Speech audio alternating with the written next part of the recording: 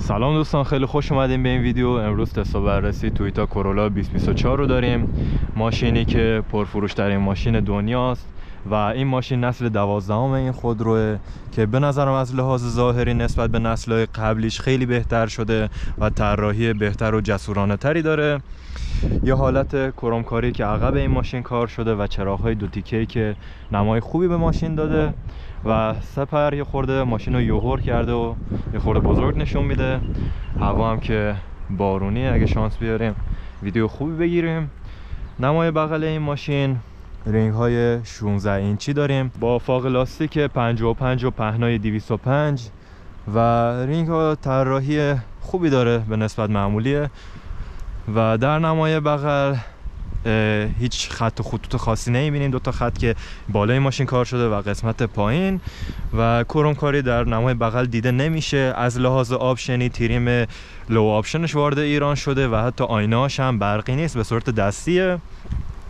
و در نمای جلو طراحی فوق العاده جذاب برای تویوتا کورولا 2024 که نسبت به نسخه‌های دیگه‌اش به نظرم طراحی خیلی بهتری داره و دو نسخه که وارد ایران شده، یکی 3 سیلندره و یکی 4 سیلندر که این نسخه 1.2 لیتری توربو شارژه و نسخه اون یکی 3 سیلندره و 1.5 لیتر تنفس طبیعیه و تفاوتی که داره داخل دیلایت و چراغ‌های جلوشه که در نسخه 1.2 لیتری یه حالت 3 تیکه داره و لامپاش هالوژنیه. نسخه اون یکی که 1.5 لیتر تنفس طبیعی حالت LED داره چراغ‌های جلوش و سپر حالت خیلی باحالی داره. البته من تویوتا لوینو نمای جلوشو بیشتر دوست دارم و دو تا خطی که روی کاپوت کار شده طراحی خوبی به ماشین داده و به نسبت قیمتش و تویوتا بودنش آپشنایی یه خورده کمی داره به نظرم، حتی گرم کن سرد کن هم نداره و کیفیت رنگی هم که داره من میبینم کیفیت رنگ آنچنان خوبی نیست، یعنی کیفیت متوسط همچین چیزیه.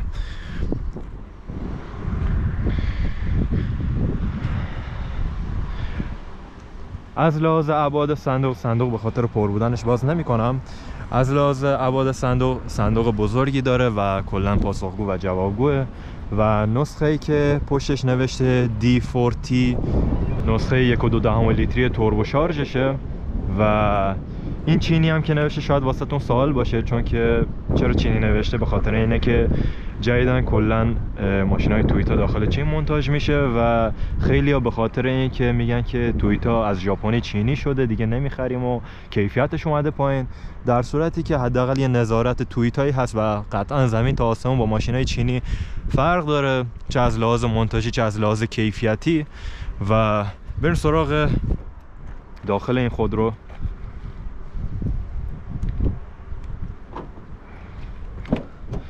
در نمای داخلی رو دریا این قسمت پلاستیک خشکه و یه حالت پارچه این قسمت کار شده. کلا توی کورولا اینجوری کار کرده که فقط رو دوام کار کرده، یعنی حتی یه نوری چیزی هم روی اینا نیست.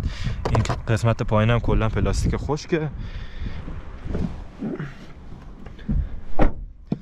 صندلی ها کلا پارچه است و پارچه کار شده. پا زیر صندلی میره، فاصله زانو تا صندلی جلو اوکیه، سر به سقف نمیخوره و فاصله خوبی داره. این قسمت هم که دو تا چراغ داره و کلا کویر آپشنه، نه خروجی USB هیچی نداره، حتی این قسمت زیرا رنجی هم نداره. قسمت وسط هم خوبه ولی یه خورده سرم با سقف مماسه. بریم سراغ ردیف جلو این ماشین.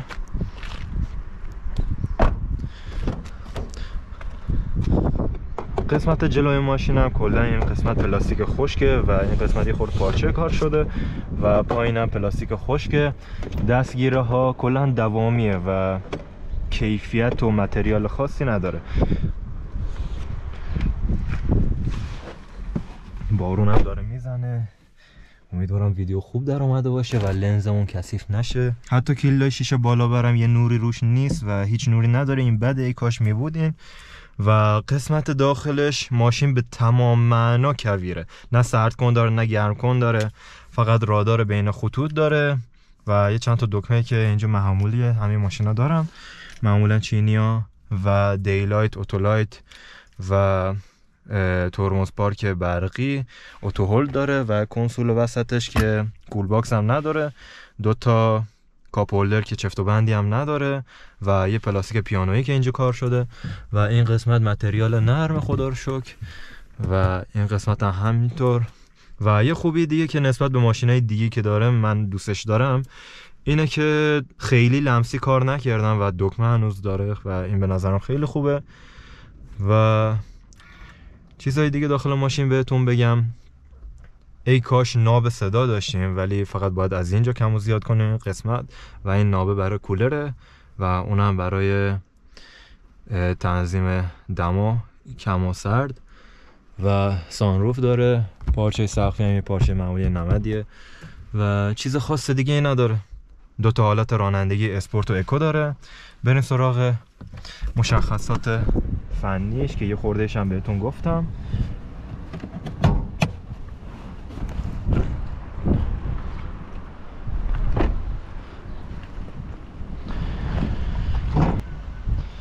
جک هم حتی نداره این ماشین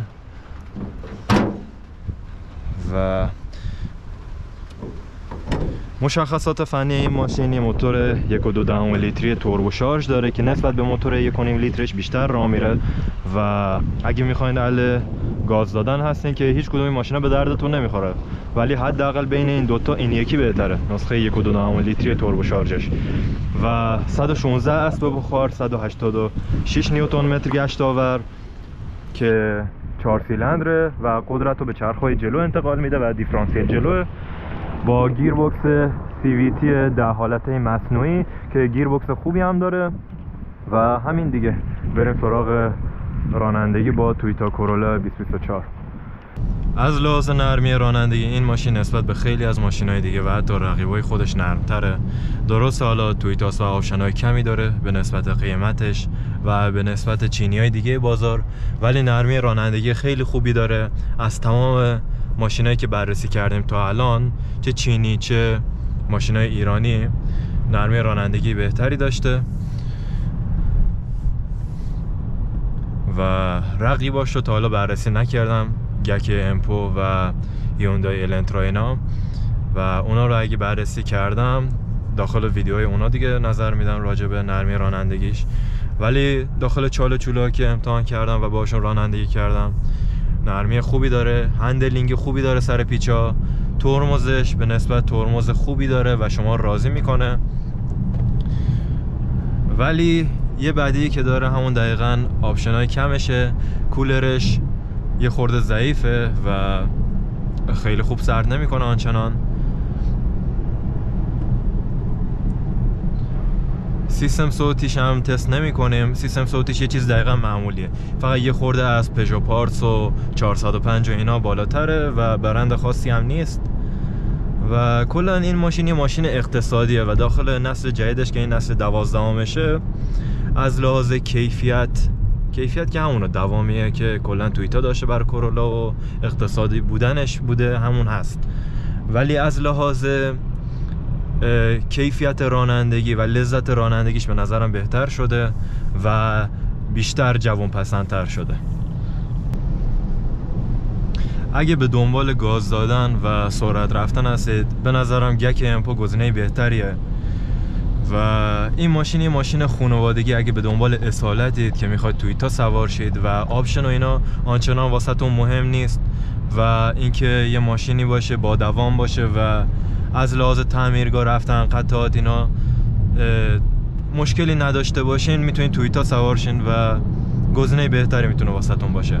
ولی اگه دنبال گاز دادنید، چه این نسخه چه نسخه 1.5 لیترش و چه لوین، اصلا به درد این کارا نمیخوره چون اصلا راه نمیره. و 2 تا مود رانندگی هم داره، یکی اسپورت یکی اکو است و چیز خاص دیگه ای نداره، آپشن خاص دیگه ای نداره و هیچ راداری عملا نداره. یه رادار بین خطوط داره و سنسور خاصی نداره، حتی سنسور دنده عقب نداره. از لحاظ عایق بندی خیلی خوبی داره، نه صدای موتور میاد داخل خودرو و نه صدای عوارض جاده و عایق بندی خیلی خوبی داره و شما حس چینی سوار بودن رو از ماشین نمیگیریم با اینکه مونتاژ چینه و دقیقا همون حس توییتایی با کیفیت رو میگیرید که هیچ آپشنی نداره. خیلی ها نقدی که به این ماشین داشتن این بود که چرا امکاناتش اینقدر کمه و آپشن خاصی نداره. اونم به خاطر محدودیت قیمتی بود که وارد ایران شد و فکر کنم محدودیت $20,000 بود که حد اکثر گفتن قیمتی که وارد بشه $20,000 بود. حالا دقیقا داخل ویدیو واسهتون میذارم، نمیدونم دقیقا چه جوری بود. و این باعث شد که تریمی که وارد ایران میشه لو آپشن باشه که نه گرم کن داره نه سرد کن داره و کلا هیچ چیز دیگه ای نداره، هیچ آپشن دیگه ای نداره که من به شما بگم. و حتی آینه بغلش هم برقی نی دستیه، یعنی آینه پژو پارس برقی ولی این آینهش دستیه. دیگه خودتون باید مقایسه کنید ببینید که چه چیزی از یه ماشین میخواید و یه ماشین اکونومی اقتصادیه و باید ببینید که چه چیزی از ماشین میخواین، موتور میخواین یا آپشن میخواین که این ماشین هیچ کدومش نداره عملا، فقط توییتا بودنش داره، اونم مونتاژ چینه ولی هیچ حس چینی سوار بودن ازش نمیگیرین، دقیقا اسم میکنین توییتا سوارین و چیز خاص دیگه ای نداره این ماشین. باید ببینم و ماشینای دیگه ای بررسی کنم، باید رقیبای ماشین رو بررسی کنم و داخل اون ویدیو شما ببینید که چه چیزی از یه ماشین میخواین و به نسبت جیبتون و قیمتی که داره داخل بازار. به نظرم یه خورده قیمتی که داره روی برنده و این قیمت واقعا نمیارزه با این آپشنایی که داره و کیفیتی که داره. البته کیفیتش که کیفیت متریال داخل به نظرم کیفیت متریال خوبی داره و همینه دیگه، چیز دیگه نداره براتون بگم.